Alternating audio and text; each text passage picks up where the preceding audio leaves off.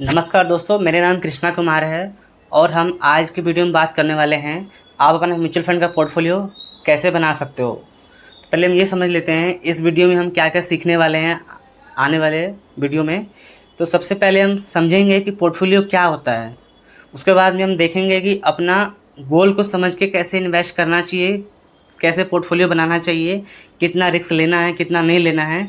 ये आपको अपने टारगेट के हिसाब से आपको रिस्क लेना पड़ेगा, उस हिसाब से आपका पोर्टफोलियो बनेगा।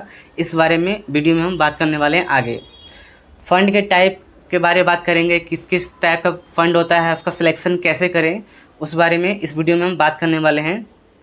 उसके बाद में एसेट एलोकेशन कैसे करना है, कितना कितना अमाउंट, कितना कितना जो पैसा इन्वेस्ट करोगे, किस कैटेगरी के फ़ंड में कितना कितना पैसा इन्वेस्ट करना चाहिए, उस बारे में बात करेंगे। और अगर आपने पोर्टफोलियो बना लिया है, वो सही परफॉर्म कर रहा है कि नहीं कर रहा है, वो सही रिटर्न दे रहा है कि नहीं दे रहा है, ये हमको कितने टाइम बाद चेक करना चाहिए। क्योंकि अगर आपने आज पोर्टफोलियो बना लिया तो ऐसा तो है नहीं कि आप आज से देखने लग जाओगे कि आपका पोर्टफोलियो कैसा रिटर्न दे रहा है, अच्छा दे रहा है कि नहीं दे रहा है। क्योंकि इन्वेस्टमेंट जो होता है वो लॉन्ग टर्म के लिए होता है, और किसी भी चीज़ में अगर आप लॉन्ग टर्म इन्वेस्ट करते हो तो उसको थोड़ा टाइम देते हो आप बढ़ने के लिए। तो इसी तरह से ये भी होता है, इन्वेस्टमेंट अगर आप करते हो तो आपको उसको टाइम देना पड़ेगा, और कितने टाइम बाद आपको देखना है कि सही परफॉर्म कर रहा है कि नहीं कर रहा है, रिटर्न सही दे रहा है कि नहीं दे रहा है, इस बारे में बात करेंगे। इसको भी आपको, तो दोस्तों वीडियो में अंत तक बने रहें और डिटेल में देखें वीडियो को, पूरी आपको इन्फॉर्मेशन मिल जाएगी इस वीडियो में। तो दोस्तों चलिए वीडियो को स्टार्ट करते हैं। तो सबसे पहले हम ये समझ लेते हैं कि पोर्टफोलियो क्या होता है। जैसे कि मान लो आपको 10,000 रुपये इन्वेस्ट करना है, फॉर एग्जांपल के थ्रू मैं आपको बता रहा हूँ। अगर आपको मान लो कहीं 10,000 रुपये इन्वेस्ट करना है किसी भी चीज़ में, अगर मान लो आपने 10,000 रुपये किसी एक चीज़ में इन्वेस्ट कर दिया, अगर किसी वजह से अगर उस सेक्टर में, अगर उस चीज़ में अगर गिरावट आती है तो आपका जो है, अगर उस सेक्टर में अगर गिरावट आती है 20% 40% का, आपका सारा पैसा जो है 40% जो है गिर जाएगा। अगर मान लो 10,000 रुपये आप एक जगह इन्वेस्ट ना करके अलग अलग सेक्टर में अगर इन्वेस्ट करोगे, अलग अलग कैटेगरी में इन्वेस्ट करोगे, तो अगर किसी वजह से किसी एक सेक्टर में अगर गिरावट आती भी है 20% 30% 40% का, तो आपका जो पूरा 10,000 का अमाउंट है वो 40% नहीं गिरेगा, क्योंकि आपने उसको बांट के अलग अलग 10 जगह इन्वेस्ट कर रखा हुआ है। तो अगर मान लो किसी जगह किसी सेक्टर में अगर 40% का गिरावट भी आता है, तो यानी कि अगर आपने 10 जगह आपने 10,000 को इन्वेस्ट कर रखा है, तो जो आपका 1,000 रुपये है जहाँ पे आपका गिरावट हुआ है, तो वहाँ पे आपका सिर्फ 400 रुपये की गिरावट आएगी। तो इसका मतलब जो आपका जो पोर्टफोलियो का साइज़ है वो करीब करीब 9600 का हो जाएगा। अगर आप इसको 10 जगह के हिसाब से ना, अगर सिर्फ एक जगह इन्वेस्ट कर दोगे किसी भी एक कैटेगरी में, अगर उस सेक्टर में गिरावट आती है 40% का, तो आपका जो पोर्टफोलियो का साइज़ है, जो आपका 10,000 का अमाउंट है, वो रह जाएगा मात्र 6,000 का।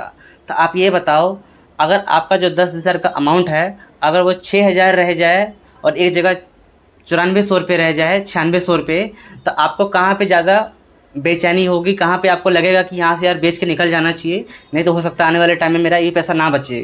तो उम्मीद है आपको वही लगेगा कि जहाँ पे आपका 6,000 रुपये बचा हुआ है, तो वो आपको लगेगा कि मैं बेच कर निकल जाता हूँ, नहीं तो मेरा ये जो पैसा बचा हुआ है भी ख़त्म हो जाएगा। तो इसीलिए अगर अपना पोर्टफोलियो को बनाते हो, आप अलग अलग सेक्टर में अलग अलग कैटेगरी में इन्वेस्ट करते हो, तो ऐसा तो है नहीं कि सारा सेक्टर एक साथ ही लॉस में चलेगा, डाउन में चलेगा, तो आपका पोर्टफोलियो भी ख़राब होगा। अगर आप पोर्टफोलियो बनाते हो तो उसका आपको ये बेनिफिट मिलता है, और इसीलिए बनाना चाहिए। अलग अलग सेक्टर में आपको इन्वेस्ट करना चाहिए। जैसे कि आप म्यूचुअल फंड में इन्वेस्ट करते हो तो उसमें से भी आपका वैसे तो अलग अलग कैटेगरी में इन्वेस्ट हो जाता है, फार्मा सेक्टर में, एफएमसीजी सेक्टर में, सीमेंट वाली कंपनी में, यानी कि अलग अलग जितनी भी कंपनी हैं अपने इंडिया में जो वर्क करती है, बड़ी बड़ी कंपनी, सब में इन्वेस्ट हो जाता है। लेकिन इसमें एक और कैटेगरी होती है, small cap, mid cap, large cap. जैसे कि छोटी कंपनी होती है, बड़ी कंपनी होती है और मीडियम साइज़ की कंपनी होती है। अगर तीनों साइज़ की कंपनी में इन्वेस्ट होगा तो उससे क्या होगा, अगर जो बड़ी कंपनी में आपको पैसा लगा रहेगा उसमें आपका गिरावट आएगी तो कम गिरेगा, स्टेबल रहेगा आपका रिटर्न, स्टेबल रिटर्न मिलेगा आपको। और जो मिड साइज़ का जो कंपनी है उसमें आपका रिटर्न ज़्यादा रहेगा, थोड़ा रिस्क ज़्यादा रहेगा, लेकिन आपको रिटर्न भी ज़्यादा निकल के आएगा उसमें, अगर आप लॉन्ग टर्म के लिए इन्वेस्ट करते हो। तो स्मॉल कैप में क्या होता है, उससे भी ज़्यादा रिस्क होता है, लेकिन आपका रिटर्न भी उसमें ज़्यादा निकल के आता है। ये डिपेंड करता है कि आप पोर्टफोलियो कितना समय के लिए बना रहे हो, आपका गोल, आपका टारगेट कितना टाइम के लिए है। उस हिसाब से अगर आप इन्वेस्ट करते हो अपना पैसा को, तो जो आपका जो अमाउंट है अच्छी तरह से ग्रो कर सकता है।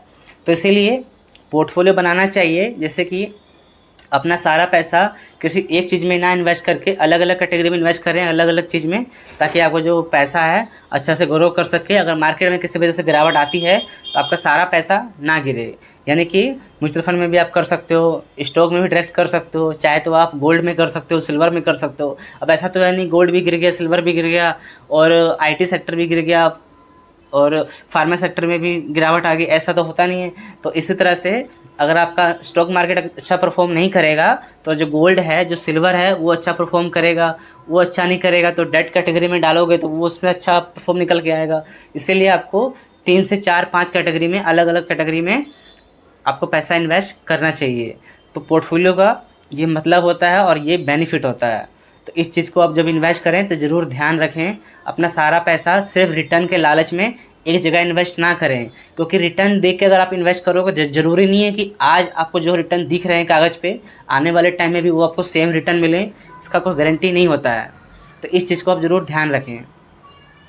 दोस्तों, अब हम समझ लेते हैं अपने गोल को समझ के इन्वेस्ट कैसे करना चाहिए। अपने टारगेट को कैसे समझें, उसको कैसे इन्वेस्ट करें, उस हिसाब से आप रिस्क ले सकते हो और उतने टाइम के लिए आपको इन्वेस्ट करना चाहिए। अगर मान लो आपने 6 महीने के लिए आपने आपने अपना 1 लाख या 10,000 रुपये इन्वेस्ट करना है, तो इसमें क्या होगा, आपको कोई भी रिस्क नहीं लेना चाहिए। क्योंकि 6 महीने जो होता है बहुत ही शॉर्ट टाइम पीरियड होता है। इस टाइम में अगर आप पैसा इन्वेस्ट करोगे तो सोचोगे मेरा फटाफट इन्वेस्ट किया हुआ पैसा प्रॉफिट लेके मैं निकल जाऊं, तो ऐसा होने वाला नहीं है। इसमें आपका लॉस भी हो सकता है। जैसे मान लो आपको 10 लाख रुपए इन्वेस्ट करना है सिर्फ 6 महीने के लिए। अगर आप सोचोगे मैं किसी प्रॉपर्टी में, किसी चीज़ में इन्वेस्ट कर दूं और सोचोगे मैं तुरंत 6 महीने बाद उसको कैश करा के पैसा और मैं प्रॉफिट लेके निकल जाऊं, तो ऐसा होने वाला नहीं है। अगर आप मान लो 6 महीने के लिए किसी भी बड़े चीज़ में इन्वेस्ट करोगे और सोचोगे कि मैं पैसा लेके निकल जाऊं, आपको पैसे की बहुत ज़रूरत है 6 महीने बाद। तो अगर मान लो आपने किसी प्रॉपर्टी में इन्वेस्ट कर दिया, तो अगर आप जल्दी जल्दी में उसको सोचोगे मैं बेच के निकल जाऊं, तो ऐसे होने वाला नहीं है। उसमें आपको, अगर आपको पैसे की बहुत ज़रूरत होगी तो आपको लॉस में भी बेच के निकलना पड़ेगा। क्योंकि आपको 6 महीने के बाद अगर वो पैसा चाहिए ही चाहिए तो आपको तो लॉस सहना पड़ेगा ना, क्योंकि आपको पैसा चाहिए। अब वो पैसा हो सकता है आप शादी में लगाना चाहते हो, या फिर आप किसी स्कूल में खर्च करना चाहते हो, या कॉलेज की फ़ीस पे करना चाहते हो, कुछ भी आपका काम हो सकता है। अगर वही पैसा अगर आपको कम से कम आपको जाके 6 महीने बाद नहीं, 6 साल बाद, 10 साल बाद चाहिए, तो वो चाहे आप प्रॉपर्टी में लगाओ, तो जहाँ मर्जी लगाओ, तो आने वाले टाइम में आपके पास बहुत लंबा टाइम पीरियड रहेगा। उसको आप आराम से सेल भी कर सकते हो, जो आपका जो पैसा है वो बहुत गुना बढ़ भी जाएगा आने वाले टाइम में। तो इसी तरह जो होता है म्यूचुअल फंड में भी होता है। अगर आप 6 महीने के लिए सोचोगे मैं पैसा इन्वेस्ट करके उसमें प्रॉफिट बना के निकल जाऊंगा, तो ऐसे होने वाला नहीं है। तो अगर लॉन्ग टर्म के लिए अगर आप समझोगे आप कि इन्वेस्ट करोगे, तो उसमें क्या होगा, चाहे 6 महीने में आपका पैसा 1 लाख रुपए चाहे 60,000 रह जाए, चाहे 70,000 रह जाए, आपको फ़र्क नहीं पड़ने वाला। क्योंकि आपने उसको देखना नहीं, आपको तो 10 साल बाद चाहिए ना। तो 10 साल बाद क्या होगा, आपका पैसा कई गुना वो बढ़ चुका होगा। तो इसीलिए हमेशा जब इन्वेस्ट करें तो लॉन्ग टर्म के लिए इन्वेस्ट करोगे तो उस हिसाब से आपको रिस्क लेना चाहिए।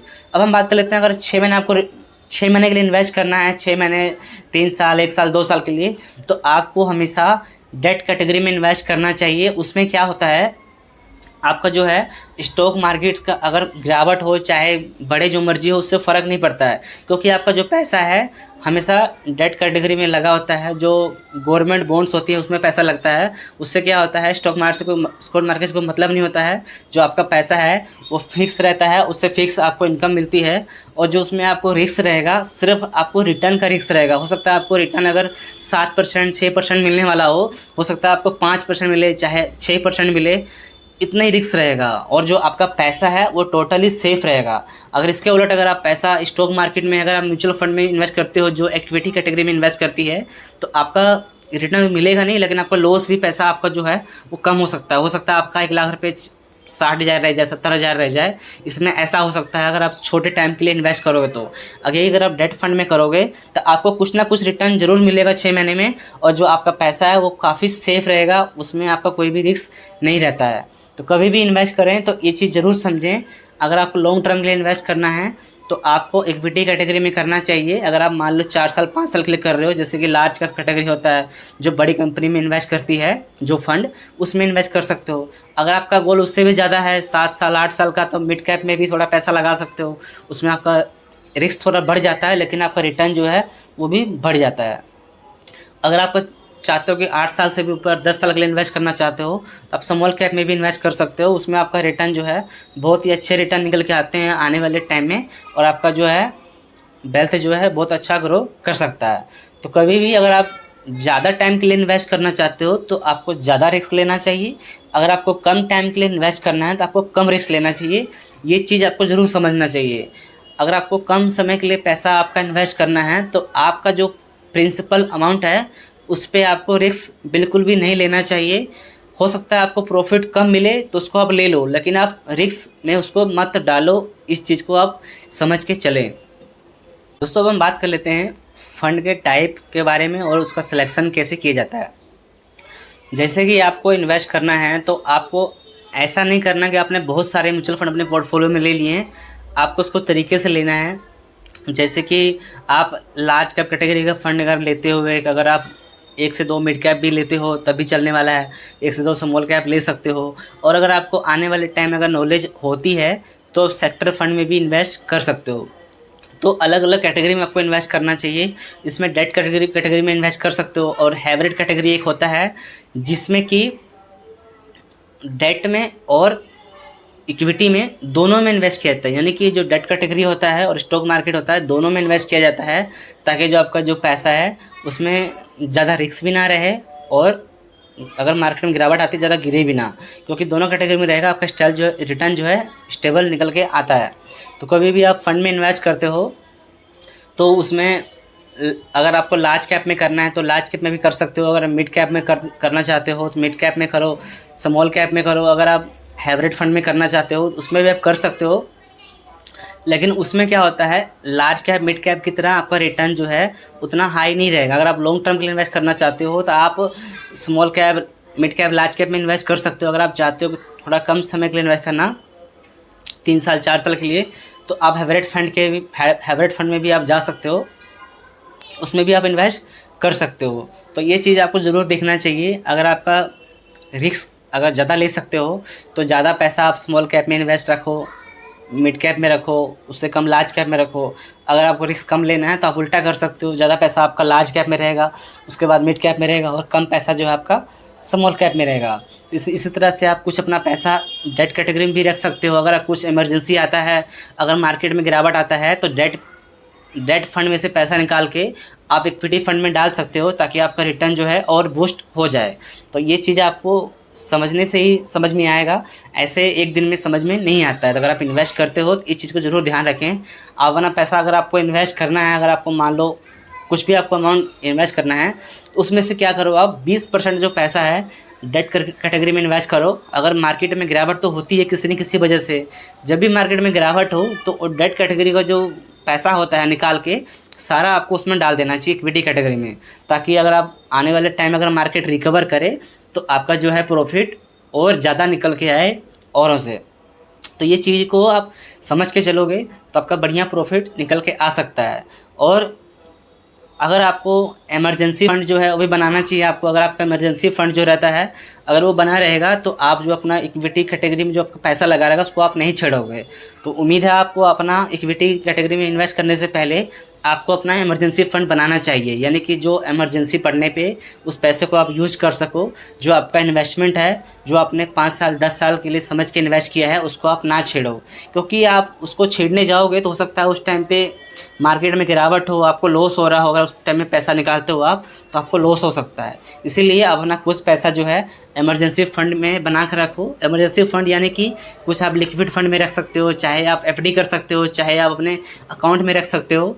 ये पैसा आप अपना अलग ज़रूर रखें इमरजेंसी में यूज करने के लिए, और उसके बाद में पैसा इन्वेस्ट कर रहे हैं आप तो आपको रिटर्न बढ़िया मिलने से कोई नहीं रोक सकता है, आपका प्रॉफिट हो सकता है। अगर आप बिना इमरजेंसी फंड पैसा इन्वेस्ट किए करोगे तो आपको ज़रूरत पड़ने अगर वो पैसा निकालोगे आप, आपका लॉस हो सकता है। तो ये चीज़ को आप ज़रूर आपको समझना चाहिए। दोस्तों अब हम बात कर लेते हैं एसेट एलोकेशन कैसे करते हैं।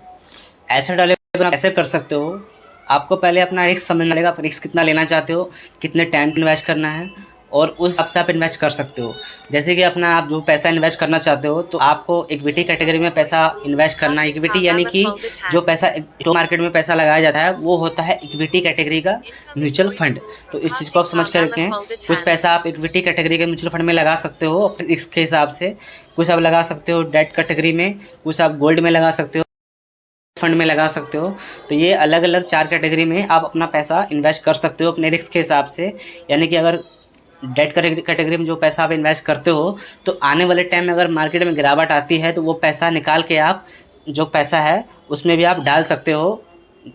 स्टॉक मार्केट वाला जो फंड है, जैसे कि जो इक्विटी फंड होता है, उसमें आप इन्वेस्ट कर सकते हो ताकि आप है और अच्छा निकल के आए आने वाले टाइम में। और उसके बाद में आपको अपना इमरजेंसी फ़ंड ज़रूर बनाना चाहिए ताकि आप को अगर पैसे की ज़रूरत पड़े जब, तो आप अपना जो इन्वेस्टमेंट है इक्विटी कैटेगरी वाला उसको आप ना छेड़ें। तो इस चीज़ को आप ज़रूर समझें। इन्वेस्ट करने के पहले कभी भी आप पैसा इन्वेस्ट करते हो तो ये चीज़ को आप समझ के इन्वेस्ट करें कि आपको अलग अलग एसेट क्लास में पैसा इन्वेस्ट करना है, और अपना इमरजेंसी फंड भी आपको बना के रखना चाहिए। और जो अगर मार्केट में गिरावट होता है तो वो अभी आपको पैसा आपको अलग से रखना चाहिए डेट कैटेगरी में, क्योंकि जब गिरावट आएगा इक्विटी कैटेगरी में, जो आपका डेट कैटेगरी में पैसा है वो नहीं गिरेगा। तो वो पैसा निकाल के आपको तुरंत उसमें डाल देना है ताकि जो आपका प्रॉफिट है और बढ़ सके जब मार्केट रिकवर करेगा तो। और उसके बाद में जब मार्केट रिकवर करने लग जाएगा तो फिर से आप इक्विटी कैटेगरी में इन्वेस्ट कर रहे हो, करते रहो जैसे कर रहे हो, और डेट कैटेगरी में जो करते थे वो भी करते रहो। आने वाले टाइम में फिर से गिरेगा मार्केट तो फिर से आप निकाल कर डेट कैटेगरी का पैसा फिर इक्विटी में डाल दो आप। तो ऐसे आने वाले टाइम में अगर आप 5 साल 10 लाख इन्वेस्ट करते हो तो आपका प्रॉफिट बाकियों से बढ़िया निकल के आएगा।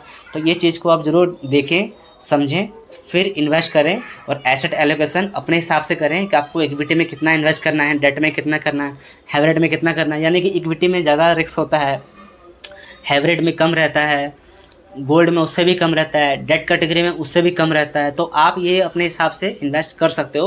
और जो आपका इमरजेंसी फंड है आपको अकाउंट में रखना चाहिए, अपने बैंक अकाउंट में, या फिर एफडी करा दें या फिर लिक्विड फंड में रखें। आपको अपने इमरजेंसी फंड में बिल्कुल भी रिस्क नहीं लेना चाहिए। तो ये चीज़ को आप ज़रूर समझ के इन्वेस्ट करें। आपको उम्मीद है बहुत अच्छा प्रॉफिट होगा। दोस्तों अब हम बात करने वाले हैं अपना अगर आप पोर्टफोलियो बना लिया है तो उसको आपको कितने टाइम बाद मॉनिटर करना चाहिए। आपको आप जिस फंड में आपने इन्वेस्ट किया है वो आपका रिटर्न अच्छा रिटर्न दे रहा है कि नहीं दे रहा है, आपको कितने टाइम बाद देखना चाहिए। अगर आप डेट कैटेगरी में इन्वेस्ट करते हो उसका तो लगभग रिटर्न सबका सेम ही होता है, ज़्यादा फ़र्क नहीं होता है, 19-21 का फ़र्क होता है। अगर आप इक्विटी कैटेगरी में अगर इन्वेस्ट करते हो उसमें आपका रिटर्न को जो है काफ़ी फ़र्क होता है। अगर आपका अच्छा फंड सेलेक्ट नहीं करोगे तो आपका आने वाले टाइम में रिटर्न अच्छा नहीं मिलेगा। तो ये रिटर्न अच्छा दे रहा है कि नहीं दे रहा है आपको कब चेक करना चाहिए। किसी भी फंड में अगर आप इन्वेस्ट करते हो तो मिनिमम आपको 3 साल उसको देना चाहिए। उसके बाद आपको देखना चाहिए वो म्यूचुअल फंड कैसा परफॉर्म कर रहा है। अगर आप 3 साल में अपनी बेंचमार्क इंडेक्स को और अपने कैटेगरी का जो एवरेज रिटर्न अगर उसको बीट नहीं कर पा रहा है तो आपको उस फंड से निकल के दूसरे फंड में पैसा इन्वेस्ट कर देना चाहिए, क्योंकि 3 साल बाद किसी भी फंड का रिटर्न के बारे में पता चल जाता है कि रिटर्न वो कैसा दे रहा है नहीं दे रहा है। अगर आपका रिटर्न अच्छा दे रहा है तो उसमें आप इन्वेस्ट रेगुलर कर सकते हो, और नहीं तो आप उसको निकल सकते हो। अगर आपने 6 महीने में किसी फंड में देखा रिटर्न अच्छा नहीं मिल रहा है, दूसरे फंड में अच्छा रिटर्न मिल रहा है, तो उससे निकल के आप दूसरे फंड में जाओगे तो उसमें क्या होगा, जिस फंड में आप गए उसका रिटर्न ख़राब हो जाएगा, और कभी कभी उसका फंड रिटर्न अच्छा हो जाएगा जिसमें से निकलो आप, तो आपके साथ ये गेम चलता रहेगा। तो मिनिमम आपको 3 साल देना चाहिए किसी फंड को, फिर उसके बाद में आपको उसको चेंज करना चाहिए। तो आप हर महीने 2 महीने 6 महीने में इन्वेस्ट किया हुआ पैसा है उसको चेंज ना करें, फंड में अदला बदली ना करें, तो आपका रिटर्न अच्छा निकल के आएगा। और आपको उसको 3 साल का टाइम देना चाहिए और मॉनिटर करना चाहिए। और अपने पोर्टफोलियो में जितना कम फंड रखेंगे आप, कम यानी कि 3 से 5 फंड 6 फंड रखेंगे आप, तो आपको अच्छा रिटर्न मिलेगा। और आपको उसको मॉनिटर करने में भी सही रहेगा। उसको आप अच्छी तरह से आप देख सकते हो, फॉलो भी कर सकते हो। अगर बहुत ज़्यादा फंड रहेगा तो आपका ओवरलैपिंग भी करेगा, रिटर्न भी एक एवरेज हो जाएगा, आपको रिटर्न अच्छा नहीं मिलेगा और उसको आपको रिट्रैक करने में भी दिक्कत हो सकता है। तो ये चीज़ का ज़रूर आप ध्यान रखें। इन्वेस्ट करने के पहले आपको रिटर्न अच्छा मिलेगा, आपका पोर्टफोलियो अच्छा साफ़ सुथरा बन सकता है। तो दोस्तों अगर आपने वीडियो को यहाँ तक देखा है तो उम्मीद है आप एक अच्छे इन्वेस्टमेंट आप कर सकते हो अपने लिए। और अगर आपको वीडियो अच्छा लगा है तो आप वीडियो को लाइक करके चैनल सब्सक्राइब कर दें। बाकी मिलते हैं किसी ऐसे वैल्यूबल वीडियो के साथ, तब तक के लिए नमस्कार।